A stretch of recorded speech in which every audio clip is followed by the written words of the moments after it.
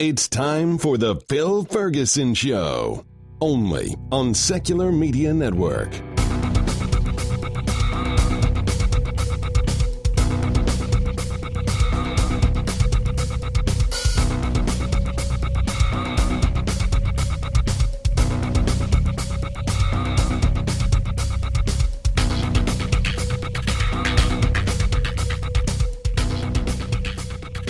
Well, hello there. Welcome to the show. This is Phil Ferguson, and you are listening to the Phil Ferguson Show.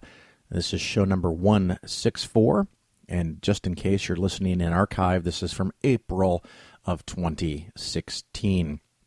We have a lot to talk about in today's show. It turns out that I have been unclear in one of my explanations, and I actually had a handful of people call and ask me or talk to me about my recent episode about index funds, and they said, well, Phil, that's all great, but I'm getting close to retirement, or I'm in retirement, and I don't want all of my money in stocks. What do I do? So I'm going to talk about bond index funds a little later in this show, and a lot of the same logic applies. I have had several episodes where I've talked about stock index funds, and that has caused confusion in my listeners. And, of course, that's always my fault because I wasn't clear enough. So we're going to try to clear that up today, and we're going to do that. And then we're going to talk to Don Ford, a friend of mine who is an expert in pharmaceuticals. And it just so happens that I also have experience in pharmaceuticals, and we'll talk about that during that interview. So we have that coming up. I get mail sometimes, and I get it from clients and prospective clients or just listeners to the show. And this person, we'll just use the initials, AR, had listened to several episodes and heard the one about being a fiduciary. And they had another person that was contacting them, asking them to hire them. And I don't remember what the company was, and I don't know that it really matters. But this person, AR, the listener to the show, wrote a little note, an email to the other advisor that they were talking to and said, hey, are you a fiduciary? And as I've told you many times in the show, you ask an advisor, or what is probably more likely a salesperson, are you a fiduciary? If they say anything other than yes, you can probably assume the answer is no, because if they are a fiduciary, they want to tell you. I want to tell you, Phil Ferguson with Polaris Financial Planning is a fiduciary. It's important. It's a big deal. So when someone starts to dance around, you've got to ask, why is that? It may simply be that they don't know what you're asking them. And this is the response that they got, that the listener AR got from an advisor, if I can use the word so loosely. Quote, as far as being a fiduciary, that is a term usually used when running a pension or retirement plan. That person is held to a certain standard by the Pension Protection Act, end quote. No, absolutely wrong. I mean, a person that runs a pension or retirement plan could be considered a fiduciary, but a fiduciary is defined as someone that works for you. It's not even restricted to the financial services industry. It is required for anyone that uses that word to hold themselves up to a certain standard legally. It's a legal term. And then they go on. Here, I'll go back to quotes. Quote, I am held to rigorous standards by FINRA, F-I-N-R-A, and the SEC. I do not operate as a fiduciary by those standards, end quote. Okay, I agree with the end that I do not operate as a fiduciary. That is a true statement. So they could have just said, no, I'm not a fiduciary, instead of giving you misinformation.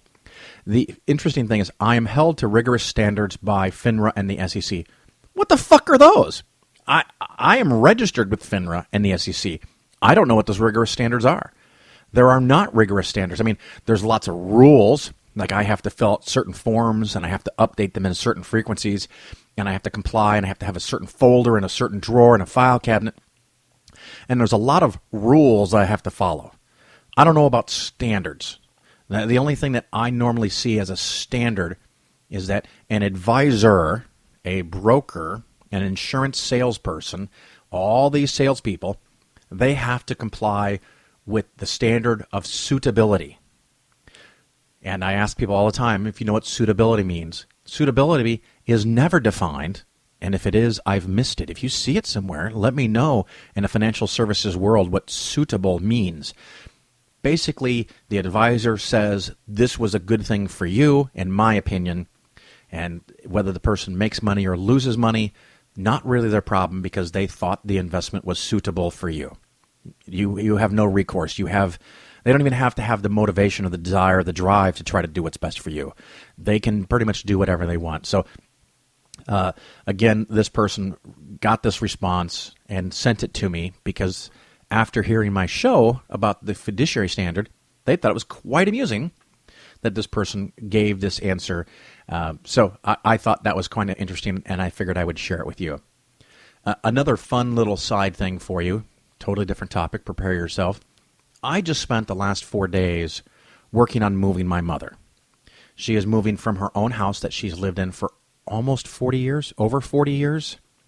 And even though the last year or so she's been aggressively trying to get rid of stuff, I went up to her house Wednesday night. I spent all day, Thursday, all day, Friday, packing stuff in boxes, box after box after box. And then Saturday morning, me, my wife, my 2 kids, wonderful, wonderful kids that helped out for hours. We had some other family members, some friends.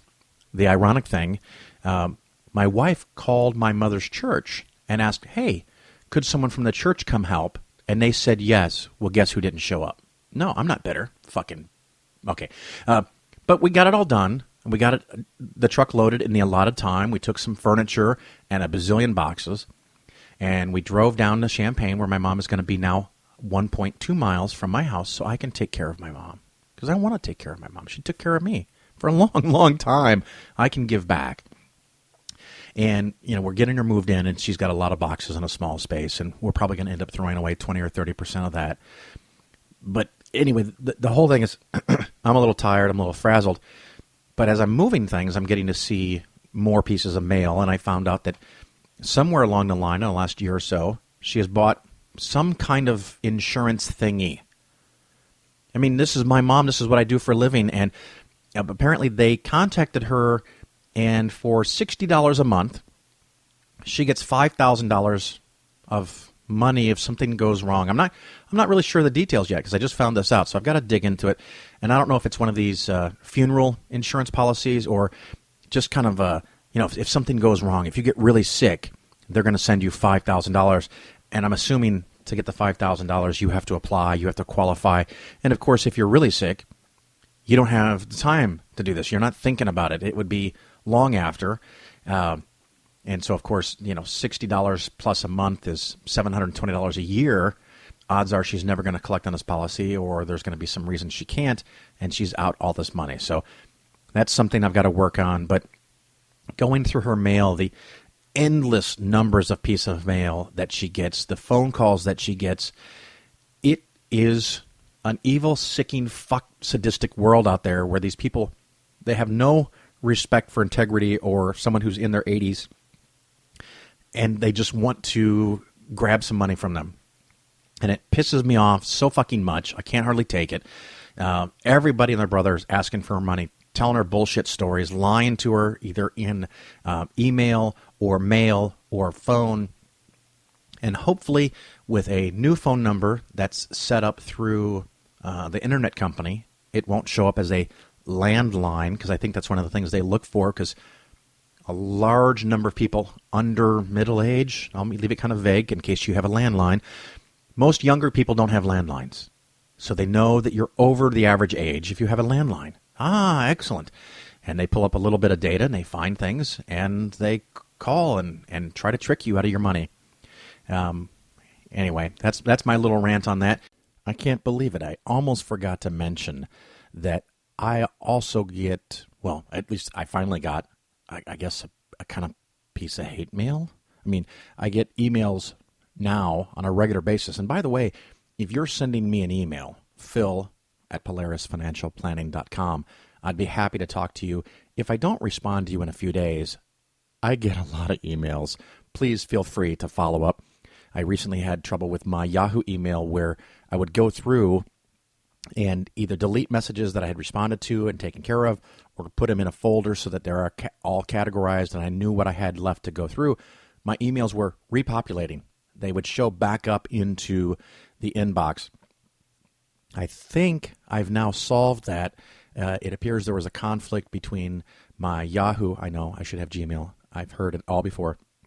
My Yahoo that I use online and the app on my phone. I don't know if an update to the app caused this or if it got corrupted on my phone.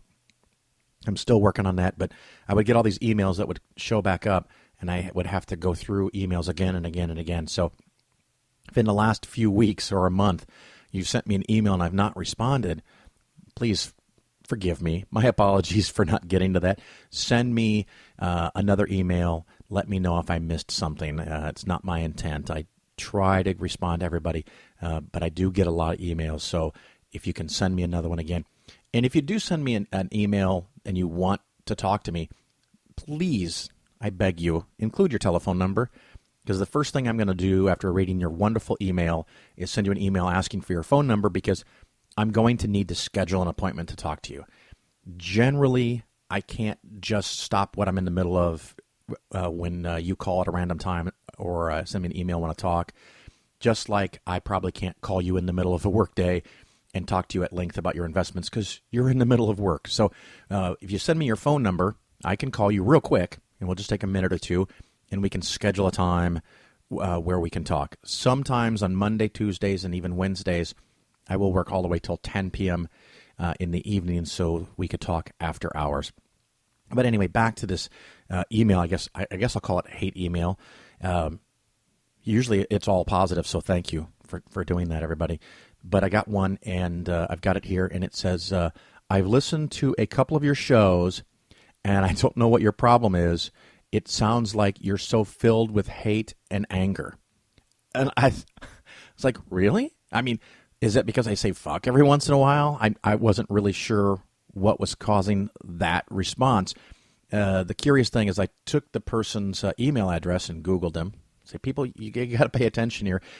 They happen to work for a company that sells Northwest Mutual investment products.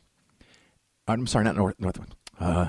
Nationwide investment products. They sell Nationwide. Nationwide is on your side. That's how I always remember it. And several episodes back, I did a review of a Nationwide annuity product.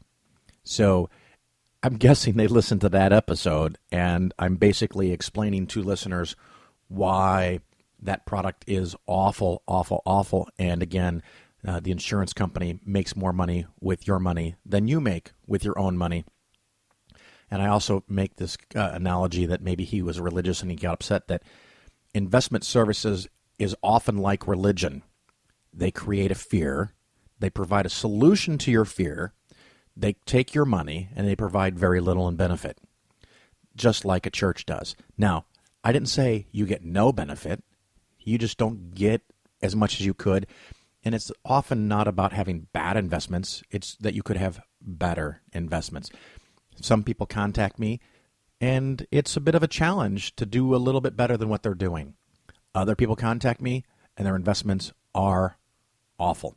So keep that in mind. Another thing that's in the news now is this topic of inversion. Government agents, not government agents, American corporations, what they do is they go to another country, Ireland or England or France or something like this, and they buy a small company. Well, actually what happens is the really teeny company buys the really large American company. And that's always, of course, wink, wink, nod, nod. It's officially the small company buying the bigger company, but the bigger company takes charge. It's just filed that way. And there was recently a case where Pfizer Pharmaceuticals, massively huge company, was going to engage with a $160 billion merger with a Dublin-based Allergan company.